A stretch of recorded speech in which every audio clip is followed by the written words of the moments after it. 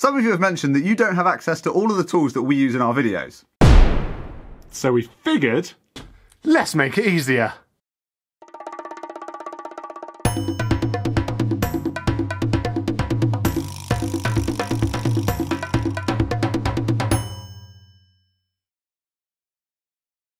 This video is sponsored by Skillshare. Did you know that only 9% of plastic that's ever been made has actually been recycled? Even if you're super careful about what you put in your recycling bin, there is no guarantee that that will be recycled. Therefore, recycling plastic at home is a great way to take responsibility for your plastic waste. So in this video, we're going to show you our super simple method of turning waste material into brand new products using stuff you probably have around the house. To do this, the plastic you're going to need is HDPE, which is marked with a number 2 inside a recycling triangle. If you've seen any of our other videos, you'll know our favourite source for this is milk bottle tops. Let's run through the tools that you're going to need. First up, you're going to need some way to heat the plastic. Our favourite thing to use is a flat plate panini press. You'll need some baking paper to stop the plastic from sticking to the press, A chisel or a sharp knife to clean up the rough edges, some sandpaper in a range of grits, a drill, a coping saw, some clamps, and a good pair of oven gloves. Our favourite are silicone oven mitts as they don't stick to the melted plastic. So we know what some of you might be thinking. Won't melting plastic release toxic fumes? For some plastics, yes, but HDPE is different. As long as the plastic you're melting is clean and you don't go above the burning point of 180 degrees C, then nothing harmful will be released. However, if you are concerned about a rogue piece of dirty plastic getting into the mix, or if you're doing it on a larger scale, you may want to invest in a respirator. If you do, we recommend a 3M respirator with a set of ABEK1 filters, which are designed for non-organic vapours. So, once you've grabbed your panini press, you'll want to line it in some way to make sure it's non-stick.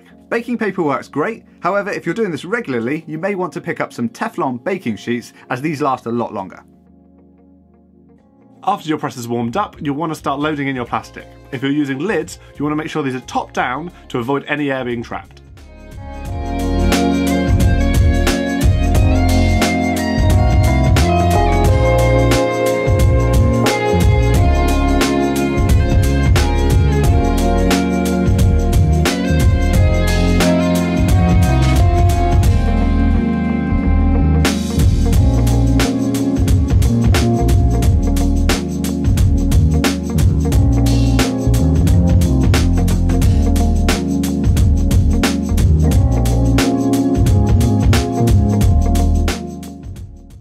You'll notice that we like to keep our colours separate in the initial melting phase, as this gives you a little bit more control over the marbling patterns you can achieve.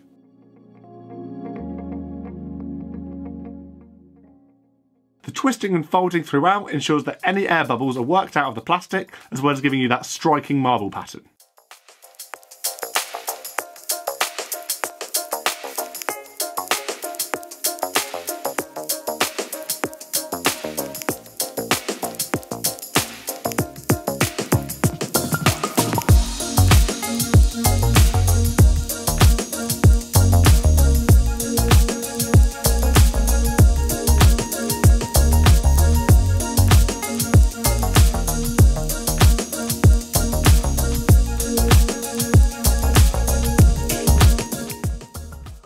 The next step is where the flat plate press comes in handy, as once you're happy with the colour mix, all you need to do is add some weight to the top and turn the press off and leave it to fully cool. You then end up with a lovely flat sheet of plastic.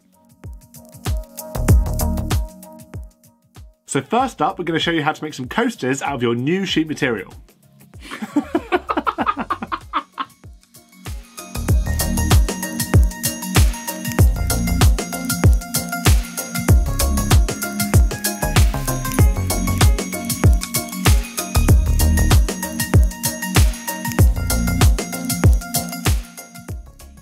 Simply mark on your desired shape, clamp it down and cut to the line. A coping saw is about as simple as you can get, but feel free to use anything you have to hand.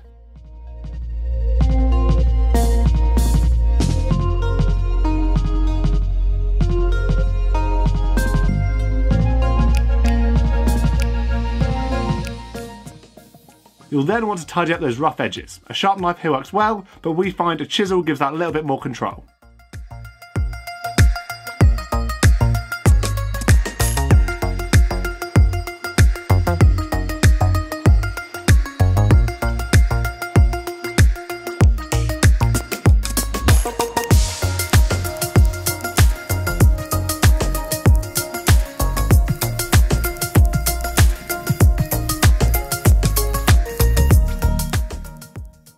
As always, the fabulous thing about working with recycled plastic is that you can save all of your offcuts for use in future projects. So you could absolutely leave it there, however we wanted to give ours a sand up to 400 grit just on the top surface. Be aware that sanding will create microplastics. To combat this, we use a dedicated dust extractor so that we can clean up after ourselves and reuse it later.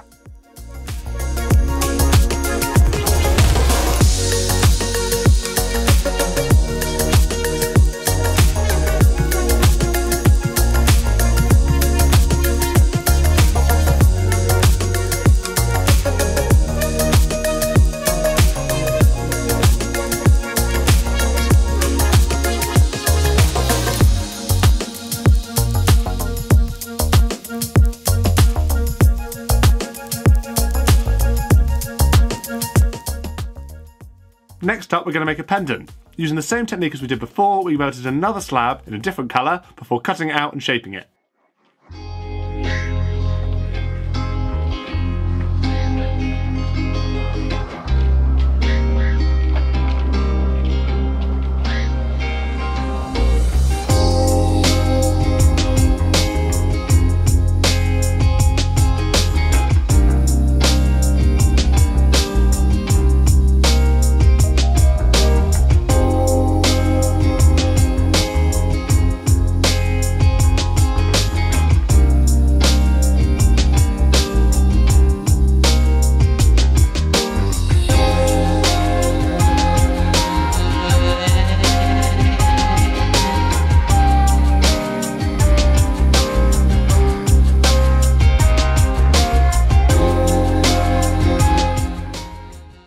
Since this is for a piece of jewellery, we wanted to give it a slightly nicer finish, so we started hand sanding at 120 grit and took it all the way to 600.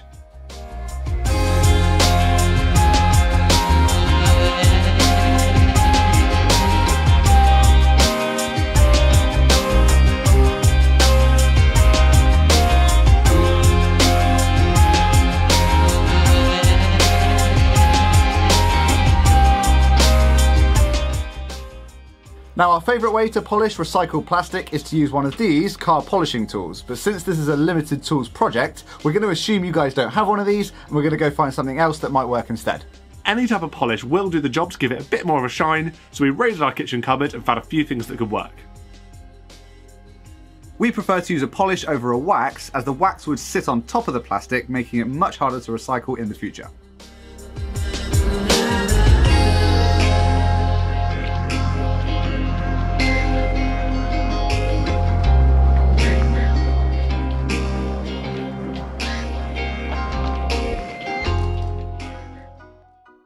Just before we show you how to make our third and final product, we just want to take a quick moment to talk about this video's sponsor, Skillshare.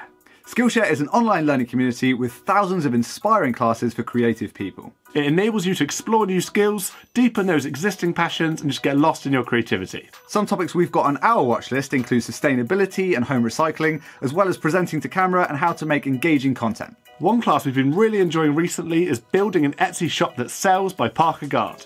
Since we recently launched our online shop and Etsy store, this class was fantastic at giving us tips on how to make us more discoverable so more people can find us and see our recycled plastic products. It's curated specifically for learning, meaning there's no ads and they're always launching new premium classes. This helps you to stay focused and follow along wherever your creativity takes you. And you get all of that for £7 a month, which is just less than $10 with an annual subscription. Also, the first 1,000 of our subscribers to click the link in the description will get a free trial of Skillshare Premium so you can explore your creativity. So a massive thanks to Skillshare for sponsoring this video and supporting the channel. Now, back to melting plastic. The third and final product we're going to show you how to make is a simple keyring. Once you've decided on your shape, you just need to follow the same steps as before.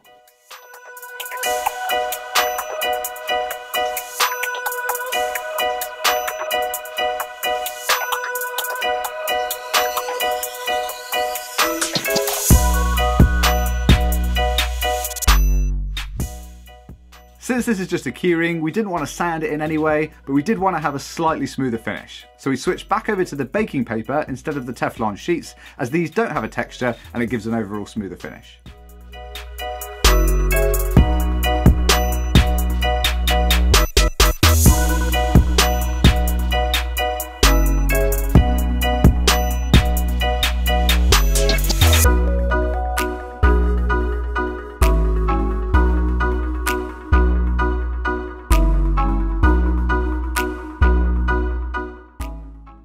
So hopefully you found that useful. We've popped links to everything that we've used in this video in the description. Also, just want to say a huge thank you to our wonderful patrons. These guys massively help support what we do and allow us to keep making videos. And if you're new to the channel, you may enjoy some of our other videos where we've used pretty much the same technique to make loads of other products. But if making's not your thing, then we also sell 100% recycled plastic handmade products on our website and our Etsy store.